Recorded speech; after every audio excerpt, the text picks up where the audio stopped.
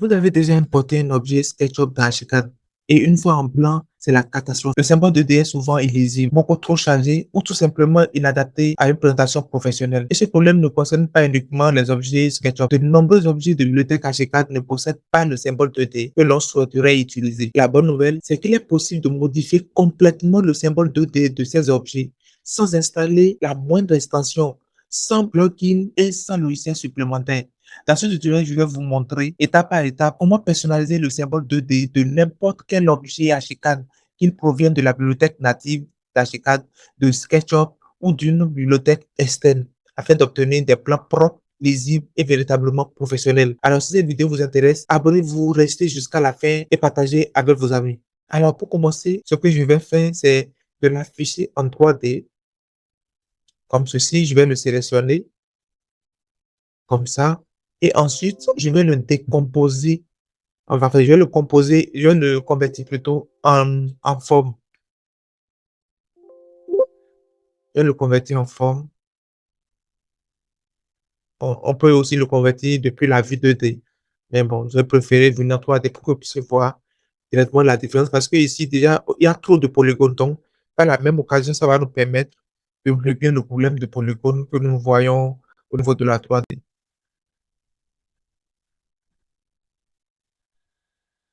Donc, voici le résultat. Déjà, je vais le grouper pour que vous puissiez voir. OK. Après avoir converti en forme, voici le résultat. Déjà, ça a déjà une meilleure présentation que ce que nous avions tout à l'heure en, en objet. Donc, maintenant, ce que je vais faire, je reviens en plan pour vous montrer.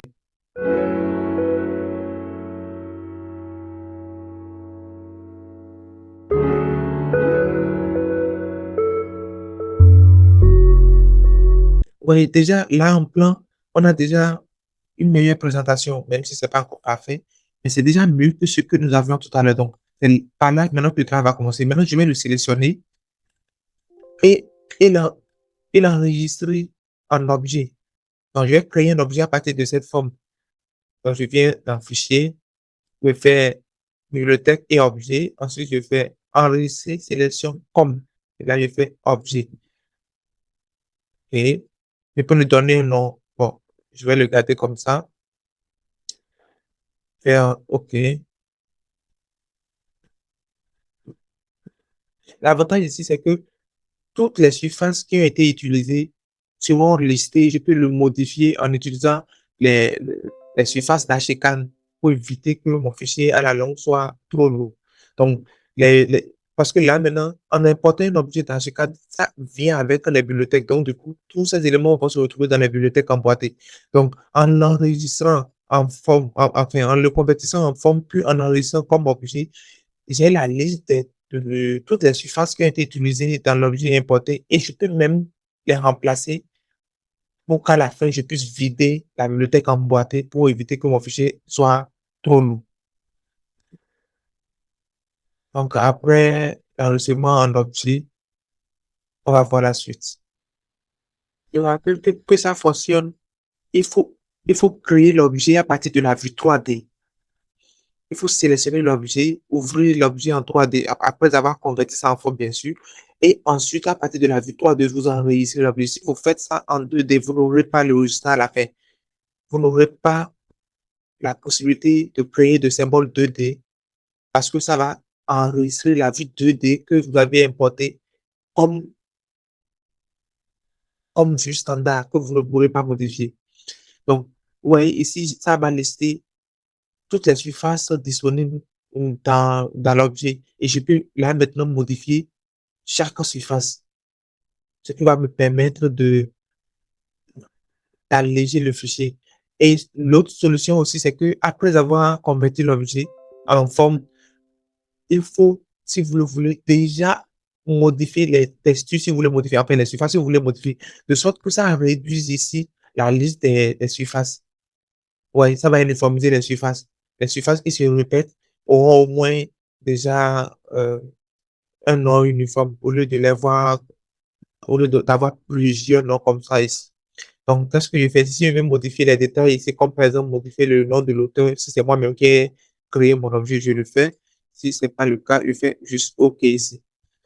Et mon objet sera créé. Maintenant que mon objet a été créé, je n'ai plus besoin de la forme, donc je peux effacer ça, comme ça. Je reviens maintenant ici et je choisis maintenant objet. Nouvel objet, voilà ici, nouvel objet, je choisis ça par le centre, comme ça, je fais la rotation et je vais positionner mon objet là.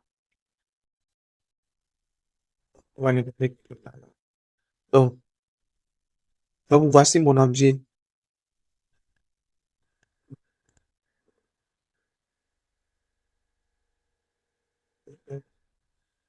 Sélectionner, implémenter pour que ça puisse apparaître. OK. Donc, voici mon objet. Déjà là, je n'ai plus de polygone. Oui, là, déjà là, je n'ai plus de polygone. Oui, les polygones ont disparu. Ça a déjà une meilleure présentation. Je n'ai pas utilisé d'extension. Donc maintenant, je reviens en plan. C'est là que tout va se jouer maintenant. Je reviens en plan. Je vais modifier maintenant le symbole 2D de cet objet pour que ça allait,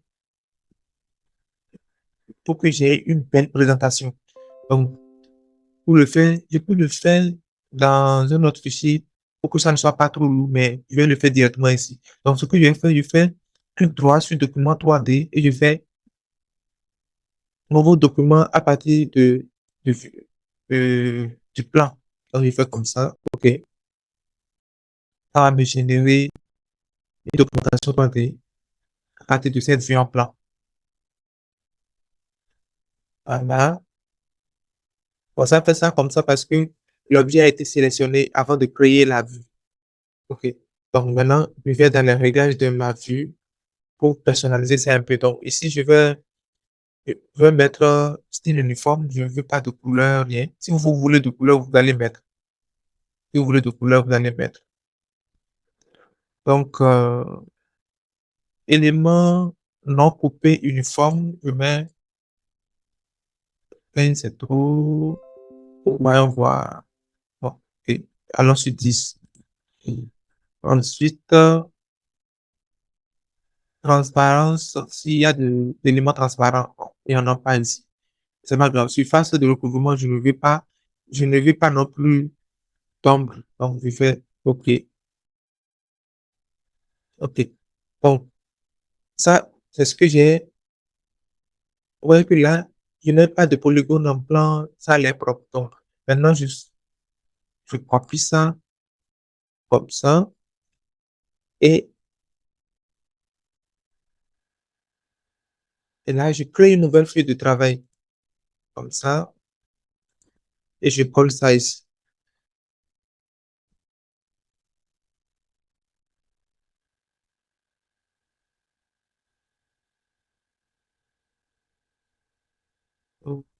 Bon, maintenant, vous allez constater que ça va se transformer en ligne et en hachu, ce qui m'arrange, parce que c'est ce que je cherche. Comme ça, je pourrais supprimer des éléments que je ne veux pas voir ou ajouter d'autres éléments. Voilà, donc, mon objet est transformé maintenant en ligne et polyligne avec une belle vue. Donc, ce que je vais faire maintenant, c'est de supprimer déjà les hachures. Parce que vous allez voir, il y a beaucoup de hachures.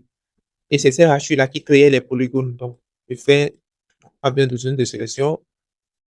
Je sélectionne hachures, comme ça, je fais CTRL A. Ça va sélectionner toutes les hachures et je n'aurai qu'à les supprimer. Voilà. Donc, je supprime. OK. Donc, maintenant, vous voyez, c'est déjà léger. Je n'ai plus de hachures. Tout ce que je vais faire maintenant, c'est de compléter l'élément qui manque ici. Donc, je vais prendre le cercle, par exemple. Je choisis 3 points comme ça. Je mets un là. Je mets un quelque part ici et un autre ici. Voilà. Donc, maintenant, c'est ça que je vais partager partout. Je vais le prendre par où, par exemple. C'est ici. Voilà. Maintenant aussi. Oui. Là, elle fait une rotation, elle fait une symétrie. Ah, et je les positionne correctement. OK. Maintenant, on va faire pareil pour ce côté aussi.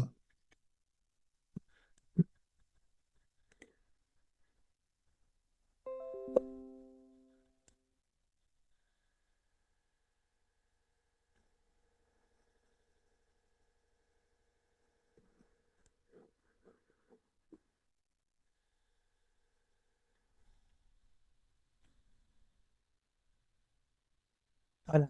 Maintenant que j'ai une vue plus ou moins propre, tout ce que j'ai à faire maintenant, c'est de sélectionner mon objet qui est maintenant en ligne. Il n'y a que des lignes. Donc, je copie ça comme ça, copie, et maintenant je viens en plan. Je viens, voilà, je sélectionne mon objet qui est ici. Je viens au niveau de fichier, contenu, enfin, pardon, bibliothèque et objet. Ensuite, je fais ouvrir objet. Voilà. Donc, à ce niveau, je me rends directement au niveau de symbole 2D. Je clique dessus, comme ça. Et actuellement, c'est le symbole que j'ai ici. Ouais. Je vais juste l'effacer, comme ça.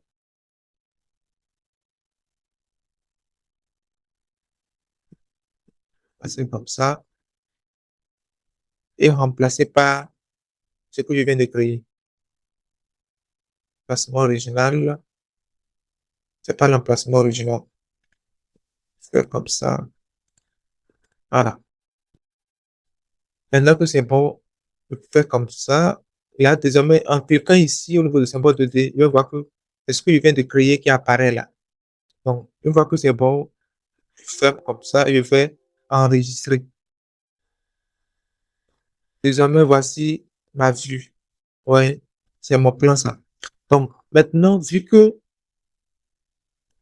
j'ai utilisé des hachis de recouvrement pour mon sol, ça fait qu'on le voit au niveau de mon objet, ce qui n'est pas vraiment intéressant. Ça veut dire que au niveau du symbole de mon objet, il faut créer de hachis fond blanc au niveau de mon objet là-bas pour éviter ce problème ici. Donc, je peux aussi le faire si je veux. Donc, je reviens encore là, fichier, bibliothèque, ouvrir objet. Donc, symbole 2D. À l'arrivée ici, je choisis Rachu.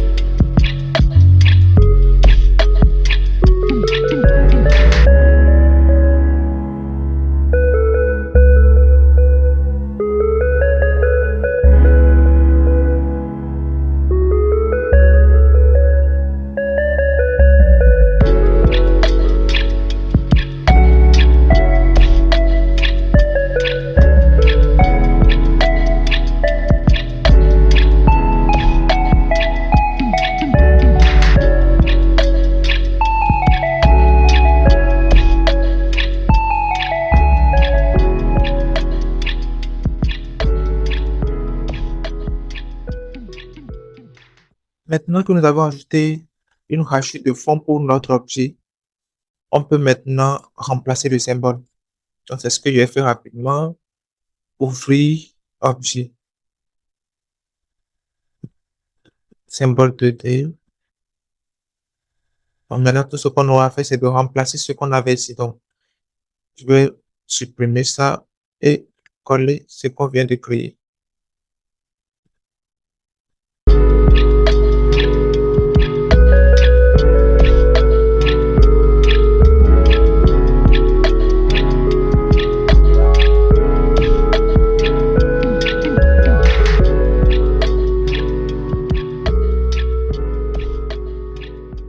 Tout ce que j'ai à faire maintenant, c'est que c'est enregistrer. Clic enregistrer.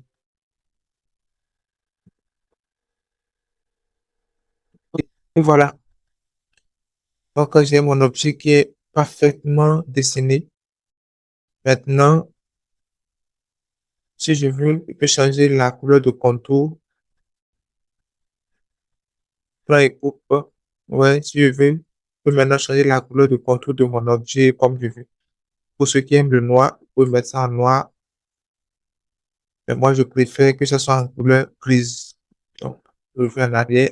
Je regarde ça comme ça. Donc, c'est tout pour cette vidéo. Si ça vous a plu, laissez un pouce bleu, ça encourage et abonnez-vous. J'ai constaté que la plupart de ceux qui regardent mes vidéos ne s'abonnent pas. Abonnez-vous, c'est très encourageant et à la prochaine pour d'autres tutoriels.